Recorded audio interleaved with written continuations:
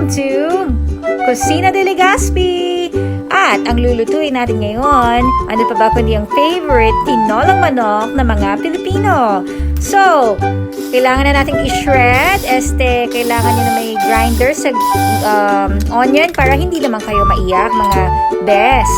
And then, prepare all the ingredients. Ayan. Alright.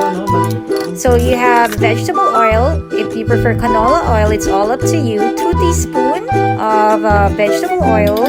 And then, mix with garlic and also the famous luya or ginger. And the shredded onion. Don't forget, 1 kilo of chicken drumstick or wings. Kayo na bahala kung anong preference nyo. Ihalo ang lahat. At don't forget ang famous patis. 2 teaspoons of fish sauce. Yan, sponsored by Pamana. And also, don't forget black pepper, mga paminta, mga bes. O, pakuluan, hayaan ng 5 minutes, 5 minuto. Mag-chill-chill muna at mag-Facebook. At balikan natin after 5 minutes. Ayan, pwede na natin i-continue ang paghalo ng hugas bigas. 6 cups. Depende sa inyo kung gaano karaming sabaw ang gusto nyo i-boost. Kung pwede nyo i-boost lahat, kayong bahala. And then cover for 40 minutes. Ayan. Pwede na naman tayo ulit mag-Facebook or kaya mag-TikTok. Hayaan at i-cover. At tanggalin ng mga scums. Yan, yung mga salot dyan. Salot sa buhay, mga scums at extra oil. Alright. So, sponsored by Knorr. 1 Knorr cube. Chicken Knorr cube. Pampalasa mga bes.